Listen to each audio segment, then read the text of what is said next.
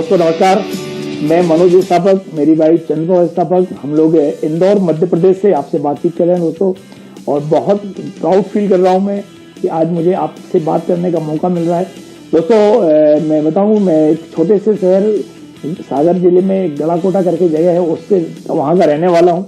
और मैं पढ़ाई लिखाई करने के लिए देवास आया था। मैंने अपने एमएससी पूरा किया, मैथमेटिक्स में मेरा एमएससी है। जैसे ही मैंने एमएससी पूरा किया था मैथमेटिक्स में, और मैंने अपना एक प्राइवेट इंस्टीट्यूट चालू किया था, कोचिंग क्लास थी मेरी स्थापक साइंस क्लासेस के नाम से, और मैं प्राइवेट टीचर बन गया था। और मैं बच्चों को पढ़ाया करता था, फिजिक्स और मैथ्स पढ़ाता था। बहुत अच्छा लगता था जब बच्चे मुझे सर नमस्ते बोलते थे, तो मुझे ऐसा लगता था कि जैसे मैंने बहुत कुछ अचीव कर लिया हो। सर नमस्ते तो मुझे बड़ा अच्छा लगता था। और लेकिन कुछ दिन में ही समझ में आ गया कि यदि मैं टीचर बना रहा तो मैं जिंदगी में कभी अमीर नहीं बन पाऊंगा। मेरा जो ड्रीम था, क्योंकि हम लोग मिडिल क्लास फैमिली से थे, मध्यम वर्गीय परिवार से थे, और हम लोगों को हमेशा पैसों की तंगी रहती थी, पैसों की दिक्कत रहती थी हर काम में। चाहे वो किताब खरीदना हो, चाहे जूते खरीदना हो, चाहे कपड़े खरीदना हो, हर जगह पैसा कहीं ना कहीं रोड़ा बन जाता था। और हमें लगता था कि पैसा तो होना चाहिए। और बस मेरा एक ड्रीम था कि मुझे अमीर बनना है। उसी तारतम्य में मैंने खूब पढ़ाई की, बीएससी किया, एमएससी किया, और मैं टीचर बन गया। लेकिन मुझे कुछ दिनों में ही समझ में आ गया, 2-4-5 साल में, कि मैं यदि टीचर बना रहा तो अमीर बनने के कोई चांस नहीं है। बस मैंने अपना दिमाग लगाया और मैंने सोचा कि जितने भी अमीर लोग थे वो सारे कहीं ना कहीं बिजनेसमैन थे। मैं देखता था कि जो बिजनेस करते थे वो हमेशा उनको अमीर मानता था मैं। और मैंने अपना एक बिजनेस स्टार्ट किया। एक नर्सिंग होम था, उसके पास में अपना मेडिकल स्टोर चालू किया। और आप मानेंगे नहीं कि जैसे ही मैंने मेडिकल डाला, बिल्कुल दिन दूनी रात चौगुनी गति से अमीरी मेरे पास आने लगी। मुझे अमीरी की खुशबू आने लगी, पैसा आने लगा, सब कुछ होने लगा। लेकिन मेरे पास से मैं देख रहा था कि मेरे पास से टाइम खत्म होता चला जा रहा था। मैं आम आदमी नहीं रह गया था। सुबह 8 बजे जाता था, रात को 10 बजे घर आना होता था। मुझे ऐसा लगता था कि ये मैं ही नहीं कर रहा हूँ, दुनिया के तमाम लोग जिनको पैसा कमाना है, तमाम लोग ये काम तो करते ही हैं। टाइम नहीं डालेंगे तो पैसा आएगा कहाँ से, ये मेरा सिद्धांत था। तो दोस्तों मैं बात कर रहा था कि मैंने कैसे इस बिजनेस में आया। तो मैं बता दूं आपके लिए कि हम लोग बहुत ही मध्यम वर्गीय परिवार से थे, और हम लोग भगवान को मानने वाले थे। और मैं यहाँ पे बोलूंगा कि थैंक्स गॉड, भगवान का लाखों लाख धन्यवाद कि भगवान ने हमें ऐसी सद्बुद्धि दी जिससे हमें ये बिजनेस समझ में आया। मैं बता दूं, मैं आजकल इस बिजनेस के बारे में लोगों से बात करता हूं तो लोग मना कर देते हैं, और मैं बड़ा दुखी हो जाता था कि लोग मना क्यों कर देते हैं। तब मैंने अपने मेंटर से पूछा कि मैंने सर मना क्यों कर रहे, तो उन्होंने बताया कि मनोज भाई एक बात बताओ, इस बिजनेस में यदि कोई आदमी फाउंडर प्लेटिनम जाता है तो करीब 18 लाख रुपए साल कमाता है। फाउंडर एमरल्ड जाता है तो वो आदमी करीब 30 लाख रुपए साल कमाता है। डायमंड जाता तो 60 से 70 लाख कमाता है। क्या ये इनकम हर आदमी की किस्मत में है? तो वो बोले कि भाई मुझे एक बात बताओ कि ये इनकम क्या छोटी? मैंने कि नहीं सर, बड़ी इनकम है। तो बोले हर आदमी किस्मत में? मैंने बोला नहीं सर, हर आदमी किस्मत में तो नहीं है। तो बोले जिसकी किस्मत में नहीं है वो मना नहीं करेगा तो और क्या करेगा। और उस दिन से रिलैक्स हो रहे जो लोग मना करते थे, मैं समझ जाता था इसकी किस्मत में इनकम नहीं है, और बस मैं आगे बढ़ना। तो मेरे कहने का मतलब कि लाखों लाख भगवान, लाखों करोड़ों बार धन्यवाद भगवान का, उनने हमें ऐसी बुद्धि दी, ऐसी किस्मत दी कि हमें ये बिजनेस समझ में आया। दूसरा धन्यवाद मैं देना चाहूंगा अपने माता पिता के लिए। उनका जो संस्कार थे, उनका जो सिखाया हुआ था, हमारे मम्मी और हमारे पिताजी ने जो संस्कार दिए थे, उनके कारण आज हम लोग सफल हैं। उनकी पूजा पाठ, उनकी तपस्या से आज हमें जो सक्सेस, मैं अपनी पूरी सक्सेस का यदि वो देना चाहूँ तो वो हमारे मदर फादर को ही है। पूरा श्रेय उनके लिए जाता है सफलता के लिए। हमारे परिवार, हमारे दोनों भाई, हमारी बहनें, खासतौर पे हमारे दोनों भाई, बड़े भाई ने और छोटे भाई ने बहुत मदद की है मेरी। और मैं आप सभी से बोलूंगा दोस्तों यहाँ पे, यदि आपको दोस्त बनाना है तो अपने सगे भाई, अपने भाई को दोस्त बनाइए। दोस्त, अपना भाई जो दोस्त होता है वो कोई नहीं होता है। हमारे दोनों भाइयों ने इस सफर में पूरा सहयोग किया, तन मन धन। मैं हमेशा उनका शुक्रगुजार हूँ, हमेशा उनके लिए बहुत बहुत नीड फील करता हूँ कि हमें ऐसे भाई मिले। मैं बहुत गर्व फील करता हूँ कि हमारे ऐसे भाई हैं। और तीसरा मैं धन्यवाद देना चाहूंगा उनके लिए जो हमारी जिंदगी में आज इस मुकाम पे पहुंचा हूं मैं। आज जो भी हमारे पास है उनके कारण है। उनका नाम है डॉक्टर संजीव शर्मा। दोस्तों ये वही डॉक्टर हैं जिनके नर्सिंग होम के पास हमारा मेडिकल था, और आप मानेंगे नहीं, मैं उनको खुश करने के लिए हर काम करता था। वो जो भी बोलते थे, मेरा और उनका तारतम्य ऐसा था कि राजा दिन में रात कहे तो हम डॉक्टर साहब यदि मुझे दिन में बोल दें कि मनोज भाई रात है, तो मैं बोलता सर मुझे तो तारे भी दिख रहे हैं। ऐसा संबंध था हम लोगों का, पति पत्नी जैसा संबंध। मैं कभी उनके लिए किसी चीज के लिए मना नहीं करता था, और इसी तारतम्य में मैंने उनको खुश करने के लिए बिजनेस को स्टार्ट कर दिया था। डॉक्टर साहब ने मुझे बहुत मदद की और मैं भगवान से हमेशा प्रार्थना करता हूँ कि डॉक्टर संजीव शर्मा और अर्चना भाभी को वो सारी चीजें मिले वो जो चाहते हैं। मैं उनको इतना शुक्रगुजार हूं उनका। उन्हीं के द्वारा एक शख्स मिले मुझे जिन्हें मुझे दिल्ली से उनके फोन आया करते थे, उनको देखा नहीं था मैंने, उनके फोन आते थे और वो हमेशा मोटिवेट करते थे कि मनोज भाई तुम इस बिजनेस में बहुत ऊंचाइयों पर जाओगे, लाखों रुपए की भी इनकम कमाओगे, 5 स्टार होटलों में रुकोगे, 7 स्टार होटल में स्टे करोगे, दुनिया की हर एयरबेस से आप सर्विस सेवा लोगे, आप हर जगह जाओगे, हर देशों में जाओगे। मुझे लगता था कि ये आदमी इतना झूठ क्यों बोलता है, ये मुझे इतना मोटिवेट क्यों करता है। मुझे लगता है ठीक है पैसा आ जाएगा 1000-2000 ठीक है, लेकिन आज मैं आपको बताऊं दोस्त, उनके कारण हमारी जिंदगी में जो वो बातें बोलते थे सारी बातें सच हो गई और वो जो बोलते थे एक एक चीज अक्षरशः सत्य हो गई है। और उनका नाम है मिस्टर सुमित एन तानिया बहादुर। लाखों करोड़ों बार धन्यवाद उनका। उनने हमारी जिंदगी में वो मेंटरिंग की जिसके कारण आज हम डायमंड बने और आज हम इतने सफल हुए। तो ये हमारा एक सफर था जिसके बारे में मैं आपको बताना चाह रहा था। मैं बताऊं दोस्त, इस बिजनेस में बहुत कुछ मिल सकता है। मैं मेडिकल स्टोर पर था, ट्रेडिशनल बिजनेस में था और मुझे लगता था कि मेरे पास कहाँ टाइम है। जब भी कोई मुझसे आके बात करता था, मेरे हमेशा एक ही दिक्कत रहती थी मेरी जिंदगी में कि मेरे पास टाइम नहीं है, मेरे पास टाइम नहीं है। और जब मैं डॉक्टर साहब से मिलता था तो डॉक्टर साहब मुझे बार बार समझाते थे कि मनोज भाई जिंदगी में कुछ और भी होना चाहिए, जिंदगी में एक स्टेपनी होना चाहिए। तो मुझे समझ में नहीं आता था कि स्टेपनी का मतलब क्या है इनका। मैंने सर जिंदगी में कहाँ से स्टेपनी आ जाएगी। तो वो बोला करते थे कि मनोज भाई कार में स्टेपनी क्यों होती है, पता लगाया आपने कभी? मैंने कि नहीं सर, मैंने बोले नई कार रहती है उसमें भी मैंने कभी पंचर हो जाए तो आपका वो पहिया जो एक्स्ट्रा है वो काम आएगा। आपकी जिंदगी में ऐसी कोई स्टेपनी है जो आपके काम आ सकती है। और मुझे लगता था कि जिंदगी में कहाँ से कौन सी स्टेपनी होगी, लेकिन आप मानेंगे नहीं, वो इस बिजनेस को कर चुके थे, कर रहे थे और मुझे धीरे धीरे मोटिवेट करते रहते थे। और मुझे समझ में नहीं आता था कि ये क्या बातें करते हैं क्या नहीं करते हैं। वो बार बार मुझे समझाते थे। एक दिन उन्होंने मुझसे बोला कि मनोज भाई एक बिजनेस है वो स्टार्ट करना है, और आप मानोगे नहीं, वही वाली बात कि राजा दिन में रात कहे तो हम तारे चमकाएंगे, उनको खुद करने के लिए मैंने हाँ कर दिया। मैंने सर बोलो क्या करना है, स्टार्ट कर देंगे। मुझे लग रहा था कि कोई ऐसा क्विक मार के स्टार्ट करना होगा, लेकिन जब उन्होंने बुलाया मुझे, और जैसे उन्होंने बोला कि उस वक्त पे कुछ पैसा लगता था एमबी बिजनेस को स्टार्ट करने के लिए, करीब 4200 रुपए लगते थे। तो जैसे उन्होंने मेरे से बोला कि ये फॉर्म में भरना है और ये 4200 रुपए लगेंगे, तो मैं उनको खुश भी करना चाहता था और मना भी नहीं करना चाहता था। तो मैंने उनको टालने के लिए बोला कि सर इतना अच्छा बिजनेस है और कुछ समय बाद नवरात्रि आने वाले हैं, तो मैंने सर अपन नवरात्रि में उसको स्टार्ट करेंगे। और अभी तो बिल्कुल मैं पंडित आदमी हूँ, मुहूर्त देख के काम करता हूँ। और मुझे लग रहा था भूल जाएंगे, वो टल जाएगा, लेकिन वो क्यों भूलने वाले थे। नवरात्रि आया, उन्होंने मेरे से बोला कि मनोज भाई बिजनेस करना है। मैंने जी सर कर देते हैं, और उन्होंने वो फॉर्म साइन किया। ना मैंने समझा, ना देखा, ना सोचा, कुछ भी नहीं करा। मैं तो उनको खुश करने में लगा हुआ था। आप मानेंगे, उन्होंने फॉर्म जैसे साइन किया, उन्होंने मुझसे पैसे मांगे, तो जैसे ही पैसे मांगे तो मैं बिल्कुल गोल जलेबी बनने लगे। मैंने सर वो भी तो इतना पैसा नहीं है, आप एक काम करो 1000 रुपए ले लो, 2000 रुपए ले लो। ऐसे EMI में मैंने इस बिजनेस को स्टार्ट किया था, 1000 रुपए की किस्त में। आपको लगेगा, सुन के लगेगा कि कैसा आदमी था ये।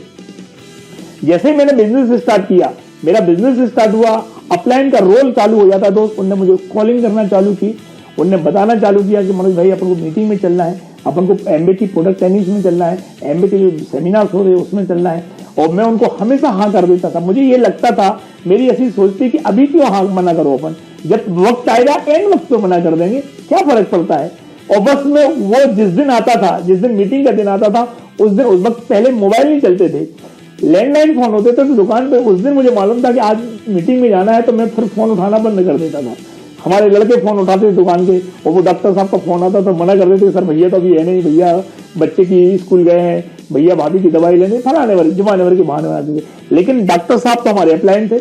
मुझे लगता था मैं ही समझदार हूं, लेकिन वो हमसे ज्यादा समझदार थे, और वो अपनी इंडिका लेके मेरी दुकान पे आ जाते थे। आप मानेंगे नहीं, मैं जैसे वो आते थे, मैं सर बस आपको फोन ही लगाने वाला था, सर मैं आपका इंतजार ही करता था, सर वो ऐसा हो गया, मैं ऐसे बहाने बना के उनके साथ बैठ जाता था और मीटिंग में जाता था। एक मीटिंग में गया मैं, आप मानेंगे नहीं, मैंने वहां जाके देखा तो मेरी आंखें खुली की खुली रही। जब मैं उस मीटिंग को अटेंड कर रहा था तो वहां पे एक शख्स आया, उन्होंने अपना परिचय दिया। उन्होंने बताया कि मैंने IIT दिल्ली से बीटेक किया, डबल मास्टर उन्होंने वहां से। सुमित जी बता रहे थे कि उनने IIT की मैं पूरी ऑल ओवर इंडिया में उनकी 80वीं रैंक थी। मुझे बड़ा घोर आश्चर्य हो रहा था कि मैंने भी एक IITian इस बिजनेस को शिद्दत के साथ कर रहा हूँ। मैं एमएससी अपने आप को वो समझ रहा हूँ कि मैं और इस बिजनेस को मैं तो कभी नहीं करूंगा। तभी एक और शख्स आए जिनने एमबीबीएस थे और एमडी किया हुआ था, और वो व्यक्ति वहां से बोल रहे थे, पति पत्नी दोनों डॉक्टर्स थे, और वो वहां से मंच से बोल रहे थे, वो मंच से बोल रहे थे कि एक डॉक्टर को डायमंड बनने की जरूरत है, एक डायमंड को डॉक्टर बनने की जरूरत नहीं है। मैं वहां पे ऐसे लोगों को देख रहा था, एक आईएएस अधिकारी थे, वो मंच पे आके बोल रहे थे कि मैंने इस बिजनेस को शिद्दत के साथ किया। मैंने वहां बैठे बैठे सोचा कि हम लोग जिस ड्रीम डेस्टिनेशन के बारे में सोच रहे हैं कि हम आईआईटी बनेंगे, हमारा लड़के लड़की डॉक्टर बनेगी, हमारे बच्चों ने पीएमटी की परीक्षा दी, आईआईटी की परीक्षा दी, हमने कई बार यूपीएससी की परीक्षा दी, लेकिन हम सिलेक्ट नहीं हो पाए, और उन लोगों ने ड्रीम डेस्टिनेशन प्राप्त कर रखी थी और वो इस बिजनेस को शिद्दत के साथ कर रहे थे। मुझे वही समझ में आ गया कि मैं कैसा मूर्ख आदमी हूं कि मैं डॉक्टर साहब को 4 महीने हो गए हैं, डॉक्टर साहब को खुश करने में लगा हुआ हूं, और ये बिजनेस तो कुछ और ही है। बस उस दिन का दिन था दोस्त, मैं समझ के आया और मैंने इस बिजनेस को करने की ठान ली, और मैं लौट के आया और मैंने सोचा कि कैसे भी इस बिजनेस को करूंगा दुकान के साथ। आप मानेंगे नहीं, मैंने लोगों को बताना चालू किया और अपने लोगों को ज्वाइन करवाना चालू किया। अब मैं जब बात करता था लोगों से तो लोग पहले ही बोलते थे, अच्छा कहीं एमबीए तो नहीं है, अच्छा कहीं एमबीए तो नहीं है, और मैं घबरा जाता था। मुझे ही लगता था कि यार मुझे आज मालूम पड़ रहा है, इनको पहले से कैसे मालूम है, और वो लोग मना करने लगे एक के बाद एक, एक के बाद एक। तो मैंने अपने एक दोस्त को, जो मेरा कुलीग था, दोस्त था, जो मेरे साथ एमएससी किया होता, उस पहली ज्वाइनिंग करवाई। इतना खुश था कि मेरे नीचे कोई एक व्यक्ति ज्वाइन हुआ है, बस वो उतने दिन का मेहमान था जितने दिन उसकी पत्नी मायके में थी। आप मानेंगे नहीं, उनकी मिसेज मायके से लौट के आई, उनने प्रोडक्ट देखे और दोनों में जबरदस्त झगड़ा हुआ, और वो डिब्बा लेके, मेरे पास किट आता था पहले, वो डिब्बा लेके मेरी दुकान पे आया और उसने किट वापस कर दिया। मेरा एक डाउनलाइन था, वो भी वापस। हमारा जो अपलाइन था, पहले एक टाइम पीरियड चलता था कि आप 90 डेज में बिजनेस को चेंज कर सकते हैं, हमारे उस अपलाइन ने भी बिजनेस छोड़ दिया। आप मानेंगे नहीं, मैं अकेला बचा। यदि आपके साथ ऐसा होता कि आपके जो डाउनलाइन में वो भी बिजनेस छोड़ दे, ऊपर वाला भी बिजनेस छोड़ दे, आप अकेले बचे, तो क्या होगा। मैं तो बड़ा हक्का बक्का रह गया। वो जो हमारे अपलाइन थे, जो हमारे जिनने मैं ज्वाइन करवाया था, हमारे और डॉक्टर साहब के बीच में, वो व्यक्ति आए और उन्होंने बोला कि लाओ मनोज भाई तुम्हारा भी चेक दे दो, मैं वापस करने जा रहा हूं। मैंने बोला कि देखो भैया, मैंने आपके कहने पे बिजनेस नहीं किया, मैंने इस बिजनेस को समझ के किया है। मैंने बोला कि आपने कभी लाइफ में बिजनेस किया कि सिर्फ नौकरी की है? बोले नहीं की। तो मैंने कि हम बिजनेस कर रहे हैं, मैं मेडिकल चला रहा हूँ, मुझे मालूम है मेडिकल में बिजनेस में पैसा आता कैसे है, और बस उनको मैंने मना कर दिया। थैंक्स गॉड कि मैंने उनको उस दिन वो डिब्बा वापस नहीं किया। यदि उस दिन डिब्बा वापस कर देता तो मैं अपनी पूरी जिंदगी किस्मत का डिब्बा बंद करने वाला था दोस्तों। और मैंने हमारे अपलाइन डाउनलाइन दोनों वापस कर चुका, अकेला था मैं। अब मुझे समझ में नहीं आया था मुझे क्या करना चाहिए, तो मैंने फिर डॉक्टर साहब से बोला, डॉक्टर साहब ने बोला अब मैं तुम्हें मदद करूंगा। अब मैं तड़फा रहा था, बहुत काम करने की सोच रहा था। अब मैं किससे बात करूं, तो मैंने अपने कुछ कुलीग्स थे मेडिकल वाले, उन दोस्तों को बिजनेस करवा दिया। आप मानेंगे नहीं, वो अपनी दुकान पे बैठते थे, मैं अपनी दुकान पे, वो मुझे फोन ला के मोटिवेट करते थे, मैं उनको फोन ला के मोटिवेट करता था, है ना। और राम मिलाए जोड़ी, ये कंधा एक कोड़ी। वो अपनी दुकान पे बैठा, मैं अपनी दुकान पे बैठा, बस फोन ही फोन पे बातें हो जाती थी, मोटिवेट हो जाते, शाम को खत्म, कुछ भी नहीं हो रहा था। एक बार सुमित जी आए, मैंने बोला सर मुझे करना तो है, मैंने 2-4 लोगों को बिजनेस भी करवाया है। कौन है? मैंने सर वो हमारे मेडिकल वाले हैं, वो अपनी दुकान पे बैठे, मैं अपनी दुकान पे बैठा हूँ, कुछ हो ही नहीं रहा है, और हम एक दूसरे को मोटिवेट कर देते हैं। तो उन्होंने बोला कि तुम्हें दिक्कत क्या है? मैंने सर मुझे दिक्कत है टाइम की, मेरे पास टाइम नहीं है, क्या करूं मैं? तो उनने मुझे बताया कि मनोज भाई बिजनेस की खासियत है कि जो आपके पास चीज नहीं है, ऐसे लोगों को ढूंढो वो चीज उनके पास होना चाहिए। मैंने कि मैं समझा नहीं सर। बोले जैसे आपके पास बाइक नहीं है तो आप कुछ ऐसे लोगों को बिजनेस कराओ जिनके पास बाइक होना चाहिए। आपके पास पैसा नहीं है, आप कुछ ऐसे लोगों को बिजनेस में लेके आओ उनके पास पैसा हो। आपके पास समय नहीं है, आप कुछ ऐसे लोगों को बिजनेस में लेके आओ जिनके पास टाइम हो। लेके स्टार्ट करनी थी, वो अपने दोस्तों को लेके आया, उसके दोस्तों को एकदम एक्साइटमेंट मिला। सेमिनार देखने के बाद वो मीटिंग देखी उनने, और उनने सबने डिसीजन कर लिया कि मुझे करना है। आपको तो मालूम है उस वक्त आपको मैंने बताया था कि करीब 4200-4400 रुपये में स्टार्टिंग होती थी। अब चूंकि भाई था मेरा छोटा, तो उसके पैसे कौन लगाएगा? मनोज विस्थापन। मैंने उसका ज्वाइन करवाया, उसके 3-4 लोगों का ज्वाइन करवाया, और वो जो मीटिंग में उस वक्त पे टिकट लगता था, वो टिकट की पैसा भी मैंने दिया था, सब कुछ मैंने कर दिया। अब मैं इतना खुश था कि मेरा एक दूसरा मार्केट चालू हो गया है, और मैं बस लगा रहता था उसी में। कि अब काम हो जाएगा, अब काम हो जाएगा, अब काम हो जाएगा। ऐसे ही करते करते जब मैं काम कर रहा था उसी ज़माने में, तभी मुझे हमारे एक और मैं वहाँ काम करने जाता था तो एक व्यक्ति मिला मुझे जो रेडियम का काम करता था, कारों में नंबर लिखता था रेडियम चिपकाने का। जब उसने ज्वाइन किया तो मैं उस वक्त पे उन्हीं लोगों के लिए मीटिंग करने दमोह गया था। वो तो एक छोटा सा वहाँ पे टाउन हॉल था, वहाँ पे एक मीटिंग कर रहा था। और उस वक्त पे, अब तो कोई टिकट नहीं लगता है, पैसा नहीं लगता है, लेकिन उस वक्त पे एक टिकट था 20 रुपए का। तो वो लड़का जो रेडियम वाला लड़का था, जिसको मामा जी ने स्टार्ट करवा दिया था, वो लड़का 20 रुपए का टिकट नहीं दे पाया और बाहर खड़ा खड़ा देख रहा था हमारी मीटिंग के लिए। मुझे बहुत गुस्सा आ रहा था कि मैंने किसको क्यों बिजनेस करवा दिया, जब ये 20 रुपए खर्च नहीं कर सकता तो क्या बिजनेस करेगा। और जैसे मैं मीटिंग खत्म करके बाहर निकला तो आप मानेंगे नहीं, वो लड़का मेरे से बोलता है कि भैया अभी अपन को एक जगह और मीटिंग है। मुझे गुस्सा तो बहुत आ रहा था, लेकिन चूंकि इंदौर से दमोह गया हुआ था मैं इतनी दूर, तो मैंने सोचा चलो एक मीटिंग और कर देते हूँ। और आप एक घर में गया, वो घर में ले गया, करीब 7-8 लोग बैठे हुए थे और उसने एक मीटिंग करवाई। आप मानेंगे नहीं, वो लड़का कहाँ गया मुझे नहीं मालूम, लेकिन वो जो 7-8 लोग वहां पर बैठे हुए थे, उनमें से एक हमारे एमरल्ड है मिस्टर आर.के. चौबे, एक फाउंडर प्लेटिनम है मिस्टर एम.ए. लठिया, एक और प्लेटिनम है। वो सातों के सात लोग, मैं आपको ये बताना चाह रहा हूं दोस्त कि कौन सा आदमी कब आपको कौन सा ऐसा व्यक्ति देके जाएगा जिसको मैंने रिफ्यूज कर दिया था। आज उस आदमी ने मुझे ऐसी लेग दी है जिसमें करीब 3-4-5 एमरल्ड है और 10-12 प्लेटिनम है। आप किसी को प्रेजेंट नहीं कर सकते इस बिजनेस में कि कौन करेगा कौन नहीं करेगा और कौन आपको लोग देके जाएगा, कौन लीडर बन जाएगा। ऐसे ही कार्यक्रम चल रहा था। एक और व्यक्ति थे मुझे और मिले ऐसे, उनका नाम था डॉक्टर एस.बी. गौतम। वो भगवान जाने किसी समय में उन्होंने एक बार बिजनेस कर चुके थे, वो बिजनेस को छोड़ चुके थे, लेकिन प्रोडक्ट यूज करते थे। वो प्रोडक्ट के बड़े दीवाने थे, प्रोडक्ट को लेते रहते थे। एक बार मुझसे मुलाकात हुई और उन्होंने मुझसे प्रोडक्ट मांगे, तो मैंने कहा आप लोग भी तो एमबे में हैं। बोले नहीं सर, हमने छोड़ दिया है, क्विट कर दिया है। और उनको मैंने बिजनेस स्टार्ट करवाया और आप मानेंगे नहीं, आज उनकी टीम में करीब 5-7 प्लेटिनम है और बहुत सारे सिल्वर है और बहुत बड़ी टीम है। मैंने देखा है कि जहां चाय है वहां राय है। यदि आप डिसीजन लेते हैं दोस्त तो आप बहुत बड़ा बिजनेस कर सकते हैं। मैं आपको एक ही होप देना चाह रहा हूं कि मेरे पास सबसे बड़ी दिक्कत थी कि मेरे पास टाइम नहीं था।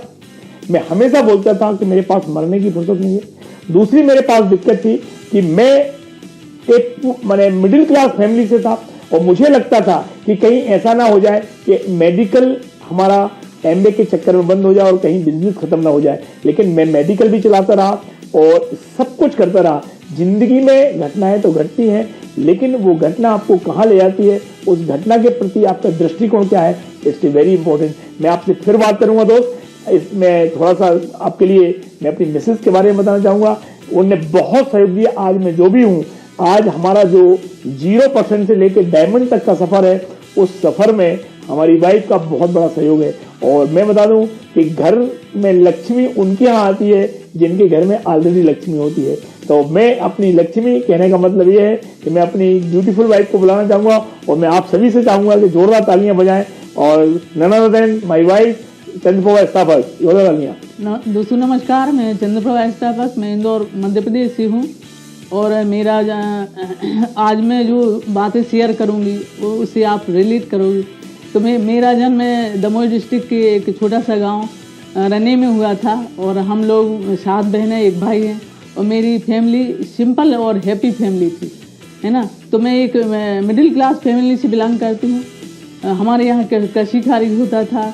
मैं पहले बहुत ही रिजर्व और नेचर की थी। मैं बहुत कम बात करती थी, अपने काम में और परिवार में ही मतलब रखती थी। सिर्फ इस बिजनेस की वजह से मैंने सीखा। तो दोस्तों मेरी भी शादी बड़ी फैमिली में हुई और यहाँ भी 8 भाई बहन हैं। जैसा कि मेरा नेचर था कि मैं फैमिली ओरिएंट हमेशा से थी। मैं इनके काम में ज़्यादा इन्वॉल्व नहीं होती थी। यही समझती थी कि हम दोनों को अपनी अलग अलग जिम्मेदारी निभानी है और वो मैंने निभाई, जिनकी वजह से और इस बिजनेस में आके शादी के बाद मेरे 2 बच्चे हैं, हार्दिक और निष्ठा। जब 2 से 3 साल के थे बच्चे, तब ईश्वर की कृपा से यह बिजनेस हमारी लाइफ में आया और मैं बहुत लाइफ में आया। तो मैं बहुत धन्यवाद करती हूँ ईश्वर का और मेरी दोनों अपलाइन का, डॉक्टर संजीव शर्मा और अर्चना जी का, सुमित बहादुर और तानिया जी का, कि जिनकी वजह से यह बिजनेस मिला। तो जब हमने बिजनेस प्लान देखा तो मुझे बिजनेस ज़्यादा समझ में नहीं आया, पर ये समझ में आया कि अब हमारी लाइफ में कुछ बड़ा अचीवमेंट, पॉजिटिव चेंज आने वाला है। तब मैं हाउसवाइफ से एक बिजनेस वुमन की जर्नी मेरी शुरुआत हुई। और मेरे बच्चे बहुत छोटे छोटे थे, उन्हें अकेले छोड़ के आना मुझे अच्छा नहीं लगता था। मेरे फादर, ब्रदर इन लॉ और सिस्टर इन लॉ ने मेरे बच्चों को संभाला, तो उनको बहुत धन्यवाद देती हूँ। और मेरी एक पीस ऑफ माइंड बिजनेस करने में बिल्ड किया मैंने। तो जहाँ इस बिजनेस को जॉब की तरह बिल्ड किया, और जहाँ मैं नहीं जाती थी, मैंने कभी इनको रोका टोका नहीं। हम दोनों ने एज ए टीम समझा अपने आप को। जहाँ दोनों का काम नहीं होता था, हमने काम को डिवाइड करना शुरू किया। तो एक दूसरे पर भरोसा किया, एक दूसरे के काम को अप्रिशिएट किया और अपलिफ्ट किया। इनको मैंने घर की समस्याओं से दूर रखा। तब बिजनेस में आकर एक दूसरे को ज़्यादा अच्छे से समझ पाए, और इसलिए आज हम इस बिजनेस में सक्सेसफुल हैं। जैसा कि हमेशा बताती थी मैं कि इस बिजनेस में खोने के लिए कुछ भी नहीं है, लेकिन पाने के लिए पूरी दुनिया है। तो इतनी कमाल की अपॉर्चुनिटी है, ये हमने इस प्लान में देखा, प्रोडक्ट यूज किए हमने, और दूसरों को इस अपॉर्चुनिटी के बारे में बताया। बस इतना सा काम है। आज मेरे पास वो सब कुछ है जो एक औरत का ड्रीम होता है। तो मेरा हर ड्रीम इस बिजनेस के थ्रू पूरा हुआ है। मेरे 2 बच्चे अच्छे स्कूल और कॉलेज में, मेरे दोनों बच्चे एक अच्छे स्कूल और कॉलेज में पढ़ पाए। कभी हमें फीस की चिंता नहीं रही। आज मेरा बेटा इंडिया की लीडिंग IT फर्म में है और मेरी बेटी एंटरप्रेन्योर है। मेरे पिछले 20-22 साल से मैं विदेश की यात्रा कर रही हूँ और लगभग पूरा वर्ल्ड टूर कर चुकी हूँ। तो दोस्तों 2007 में मुझे एक हेल्थ चैलेंज आया, जिसके कारण हम फाइनेंशियल मेंटली डिस्टर्ब हो गए और हमारी टीम काफ़ी टूट गई। इस बिजनेस के कारण मैं रिकवरी नहीं जल्दी हो पाई। इस बिजनेस के ही कारण जल्दी रिकवरी हो पाई। तो थैंक्स टू न्यूट्रीलाइट और स्ट्रांग न्यूट्रीलाइट के कारण आज दोबारा स्टेबल हो पाए, है ना। तो यह बिजनेस सच में हेल्थ वेल्थ हैप्पीनेस का बिजनेस है। तो मैं यही बात कहूँगी कि मेहनत से जो मिलता है उसके आगे कुछ भी नहीं है, है ना। तो मेहनत से ही सक्सेस मिलती है, वो उसी से खुशी मिलती है। खुशी जो चीज़ है वो कोई अलग चीज़ नहीं है ना। जब हम खुश होते हैं, ना खुश होते हैं तो जिंदगी दुखी होती है। जब हम खुश होते हैं तो ज़िंदगी मुस्कुराती है, और जब हम दूसरों को खुश रखते हैं, हम जब दूसरों को बिजनेस करवाते हैं तो ज़िंदगी हमें सल्यूट करती है। थैंक यू विशाल दवे। दोस्तों, अभी आपने चंद्रप्रभा जी को सुना और चंद्रप्रभा जी ने बताया कि कैसे हम लोगों ने छोटे बच्चों के साथ, मैंने निष्ठा करीब 2 साल की थी, हार्दिक बहुत छोटा सा था, और हम लोगों ने इस बिजनेस को बिल्डअप किया। और मैंने देखा है कि इस बिजनेस में जो प्रमुख भूमिका होती है वो लेडीज का जो पार्ट रहता है वही बड़ा सेंसिटिव और बड़ा इमोशनल पार्ट होता है, क्योंकि छोटे बच्चों को छोड़ के जाना और वो इमोशंस उनसे जुड़े हुए होते हैं, और परिवार के सारे काम करना और एक जो संयुक्त परिवार में रहना और उसके साथ डील करना, मैं बताऊं कि ये बिल्कुल मैं सैल्यूट करता हूं चंद्रप्रभा जी को। आज मेरी सक्सेस में मैंने बताया था ना कि प्रमुख भूमिका किसी की है तो वो चंद्रप्रभा जी की है। और चंद्रप्रभा जी ने बताया कि अभी हम लोगों को इनको एक हेल्थ चैलेंज आ गया था, तो मैं आपको वही बात कर रहा था कि मैंने आपको बताया था कि मेरे 3 मार्केट बहुत अच्छे से डेवलप हो रहे थे, जिनमें अच्छी पिनें आ रही थी। मेरी 4थी लेग भी थी, 5वीं लेग भी थी, 6वीं लेग भी थी, और मैं बहुत तीव्र गति से बिजनेस कर रहा था। मैं एमएल जाने की सोच रहा था, मैं धमाकेदार बिजनेस को आगे बढ़ा रहा था, और मैं सोच रहा था कि अब मैं बहुत जल्दी डायमंड चला जाऊंगा। लेकिन मैंने शुरू में ही बोला था आपसे कि लाइफ में कुछ घटनाएं घटती हैं, और वो घटनाएं आपकी लाइफ में यू टर्न ले आती हैं। कभी कभी आपको समझ में नहीं आता है कि भगवान हमारी ये परीक्षा क्यों ले रहा है। भगवान जब परीक्षा लेता है, मैंने देखा है आप कक्षा 10वीं में थे, परीक्षा हुई थी तो आप 11वीं में गए थे। यदि परीक्षा नहीं होती तो आप हमेशा 10वीं में गए थे। 11वीं में परीक्षा हुई, 12वीं में गए। तो भगवान आपकी जिंदगी में भी जब परीक्षा लेता है तो वो सोचता है कि अब इसको अगली क्लास में हमें कर ले जाना है, अगली और बड़ा अचीवमेंट देना है, और बड़ा अचीवमेंट देना है। दोस्तों कई परीक्षाएं हमारी, सबसे पहले तो मैं आपको बता दूं कि हमारे फादर 2006 में एक्सपायर हुए। मेरे बड़ा ड्रीम था मेरा कि मैं अपने मम्मी पापा के साथ जब मैं डायमंड जाऊंगा तो जो डायमंड का जो मंच होगा जिससे हमारा रिकॉग्नाइज किया जाएगा, हमारा हैंड रेज होगा, उसमें हमारे मम्मी पापा हमारे साथ में रहेंगे। लेकिन आप मानेंगे नहीं, मेरे पापा एकदम यू टर्न आया और 2006 में एक्सपायर हो गए और मैं हद तरफ रह गया। मुझे ऐसा लगा जैसे पूरी दुनिया लुट गई। बस जैसे तैसे हम लोग वहां से उभरे थे और बाहर निकले थे और हम सोच रहे थे कि आप अब बिजनेस को स्टार्टअप करेंगे, आगे बढ़ाएंगे, बिजनेस को बहुत ऊंचाइयों तक ले जाएंगे। और आप मानेंगे नहीं, चंद्रप्रभा जी को एक ऐसी बीमारी हुई जो ऐसी थी कि इनको 1 साल तक मुझे भर्ती रखना पड़ा। इंदौर के CHL अपोलो, मुंबई के ब्रीच कैंडी हॉस्पिटल के जो डॉक्टर थे, वहां के बड़े बड़े डॉक्टरों से हम लोग इलाज करवा रहे थे और 1 साल तक मैं अस्पतालों में रहा, कहीं जा ही नहीं पाया। और मेरी बड़ी बड़ी टीमें थी, मेरी एक 15% की टीम थी, आपको जान के आश्चर्य होगा, एक मेरी 12% की टीम थी, एक 15% की टीम थी, जिनके बल पे मैं एमरल्ड और डायमंड की सोच रहा था।